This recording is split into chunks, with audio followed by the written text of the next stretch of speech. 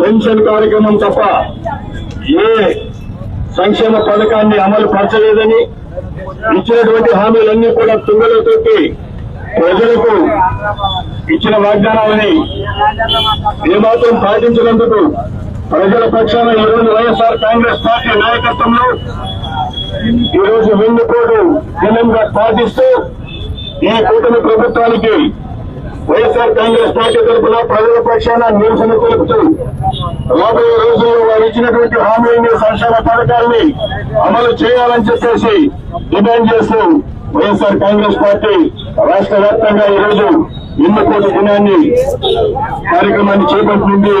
అందులో పాల్గొన్న మీ అందరికీ కూడా ధన్యవాదాలు, నమస్కారాలు తెలియపరుస్తా ఉన్నా. ఈరోజు ప్రజలందరూ కూడా విజ్ఞప్తి చేస్తా ఉన్నాం.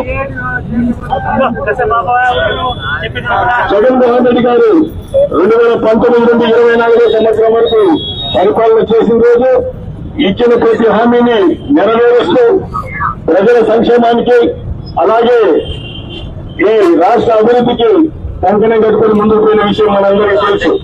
కానీ చంద్రబాబు నాయుడు గారి కూటమి ప్రభుత్వం ఎన్నో హామీలు ఇచ్చి అధికారంలోకి వచ్చిన తర్వాత కేవలం ఒక్క పెన్షన్ కార్యక్రమం తప్ప అమ్మఒడి గాని లేదా ఆడబిడ్డలకు ఇస్తామన్నటువంటి డబ్బు గాని, సోదరి మళ్ళకి ఇస్తామన్న డబ్బు గాని, లేదా ఉచిత బస్సు గాని, లేదా గ్యాస్ సిలిండర్ గాని, లేదా రైతులకు ఇస్తామన్న ఇచ్చేటువంటి పథకాలు గాని, విద్యార్థులకు ఇచ్చేటువంటి పథకాలు గాని, లేదా నిరుద్యోగ భృతి గాని ఏవి కూడా చేయకుండా మోసపూరితంగా ముందుకు పోతున్న విషయం మనందరం కూడా ప్రజలకు ఇంకా చేరువుగా ఉండి వారందరికీ కూడా తెలియపరిచి ఈ ప్రభుత్వంపై ఒత్తిడి తీసుకుని వచ్చి తద్వారా రాబోయే రోజుల్లో ప్రజలకు మేలు జరిగేదాని కోసం వైఎస్ఆర్ కాంగ్రెస్ పార్టీ సిద్ధంగా ఉంది తెలియపరుస్తా ఉన్నా.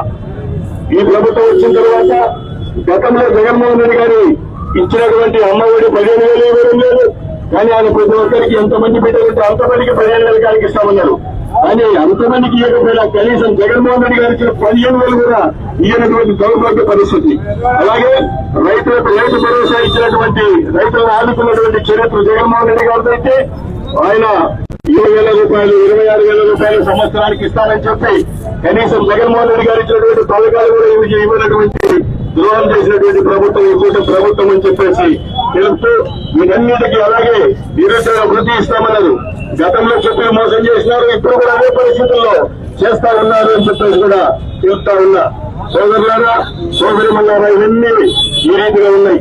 వీళ్ళు స్థానికంగా చూసినట్లయితే ఎన్నో అభివృద్ధి పథకాలు మేము చేస్తామని చెప్పేసి అధికారంలో కూటమి ప్రభుత్వం ఉచిత ఇసుక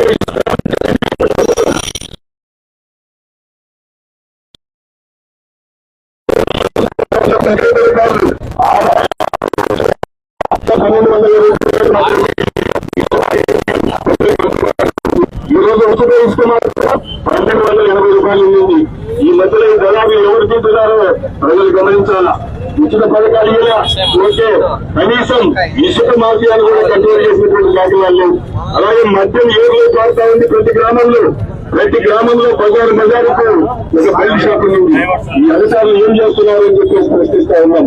అలాగే ప్రతి విషయం తీసుకున్నట్లయితే కేవలం వైఎస్ఆర్ కాంగ్రెస్ పార్టీని ప్రతిపక్షాలను ఇబ్బంది పెట్టడం తప్ప వేరే కార్యక్రమం ఏమీ చేయకుండా ఏం చేయడం లేదని తెలియపరుస్తా ఉన్నా. అలాగే బియ్యం గురించి మనం తీసుకున్నట్లయితే లారీ ఎక్స్పోర్ట్ అవుతా ఉన్న విషయం మనకు తెలుసు. ఇన్ని కళ్ళ ఎదురుగా జరుగుతున్నా కూడా అధికారులు చీమ పుట్టినట్టు కూడా లేకపోవడం అనేది దుర్మార్గంగా ఉంది. అలాగే ఈ నియోజకవర్గ పరిస్థితులు తెలుసుకున్నట్లయితే చాలా మంది అధికారులు ఎంత బాగా ఉంది కాబట్టి ఎక్కువసేపు మాట్లాడడం ఇబ్బంది కాబట్టి ప్రజలకు ట్రాఫిక్ కూడా ఇబ్బంది ఉంది కాబట్టి సింపుల్ గా చెప్తా ఉన్నా. అధికారులకు కూడా విజ్ఞప్తి చేస్తా ఉన్నా, మీరు ఈ ఇష్టానుసారం చేసుకుంటే సమంజసం కాదు. మీరు ప్రజలకు ఏది ఉపయోగమో చట్ట ప్రకారం ఏది ఉందో అది చేసుకుంటా పోయింది.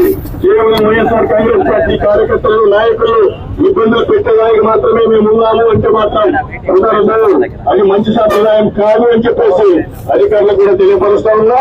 అధికారులు ఒక్కొక్కటి తీసుకున్నట్లయితే మున్సిపాలిటీలో ఏదో మేము ఈ అక్రమాలన్నీ తొలగిస్తామన్నారు. కాలువలు తీసిండు, పగలగొట్టిండు.